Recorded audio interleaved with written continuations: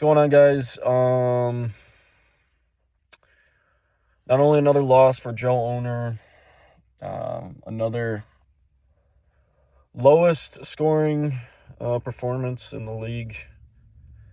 It's the third time this year. It's week 6, I think. I don't even know. I don't care. No mathematician, but that's 50% of the time I'm making these recaps if it's week 6. I really need to check my record. I know I have one win. And I keep telling myself every week, just plenty of time to bounce back. And then I realized I'm 1-6 or 1-5 or I don't know. And I'm like, okay, well, the season's pretty much over. So I don't want to see the statistic of odds to make the playoffs because mine's probably at 0. I don't know if I've been eliminated or not. But anyways, I think I just need to change things up. I don't think I'm making anything fancy again.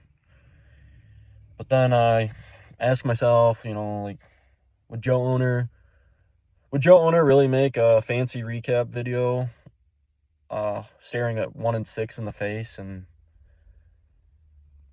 would the little piggy really say wee all the way home? Wait. Are you ready? Are you ready for some football? All right, I'm just playing. Whatever makes you guys happy. I suck at fantasy football. Not really. I have 3 championships. No big deal. 3 rings. A 4th one if you had the marriage. Thankfully, I won that week. Didn't have to make a video on the honeymoon. And, yeah. On to the next segment. So I rewatched the first segment, and a lot of what I had to say looked like it was in line with the 3 stages of grief. So, anger, depression, and acceptance. So this next segment is the 3 stages of Joe Owner's grief. And we're sitting here again talking about the same things.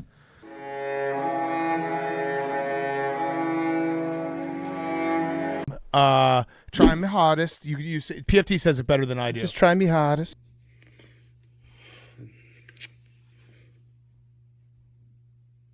All right, what better way to get the team pumped up than, really show them what a real leader looks like, Dan Campbell. And from here on out, we're going to war. That's why the helmet's on.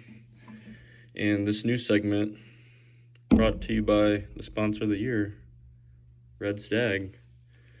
Segment's called, I'm going to take a shot for every win I have. All right, so 1 shot for 1 win. Hopefully this gets the boys pumped up this week. Look for 2 next week. Ooh, that's good stuff.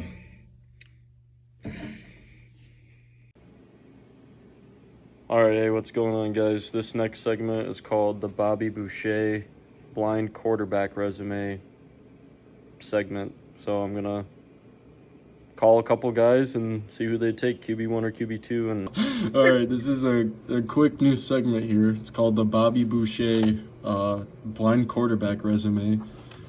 QB1 through 40 games, threw for 67.6% completion percentage, 6,200 yards, 49 touchdowns, and 11 interceptions.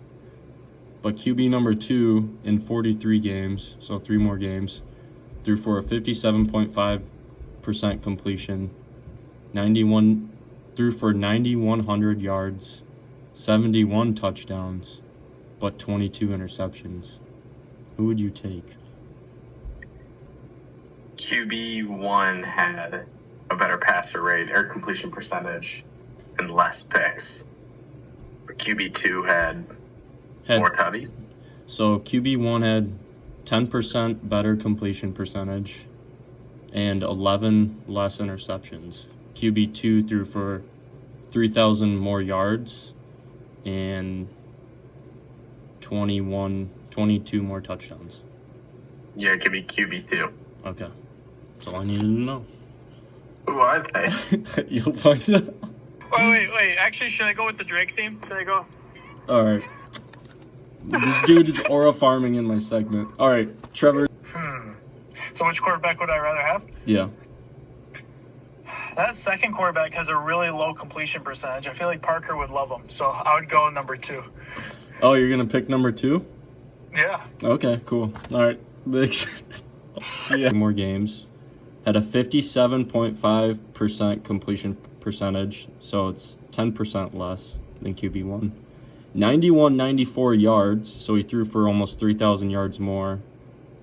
71 touchdowns, so he threw 22 more touchdowns.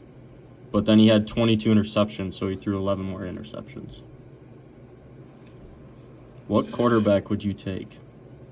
How many more touchdowns was it? 22. I'm taking that. QB2. QB2? Okay.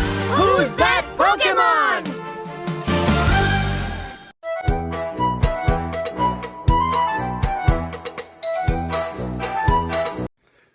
Hey, alright, that segment was brought to you by none other than Ethan Dunkel. Yeah, that's right, it's crazy. I think I might be drunk off of one stag shot. But anyways, Ethan Dunkel brought up this conversation, this great conversation on who the better quarterback was up in Liam's bachelor trip. So thanks, Ethan, for the inspiration, and I guess go green, guys.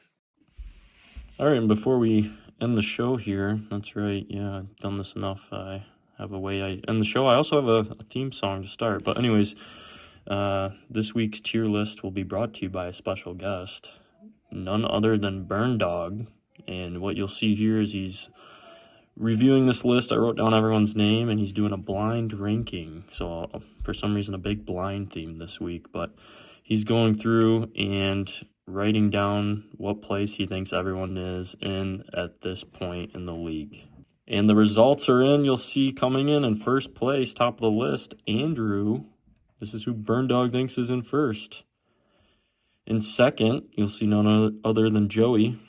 Third, we got Spencer. Fourth, we got Tony. I'm in fifth. I'm pretty happy with that. Sixth, we got Liam. Seventh, we got Chrissy. Eighth, we got Parker. Ninth, we got Connor. 10th, we got Kyle. 11th, we got Trevor.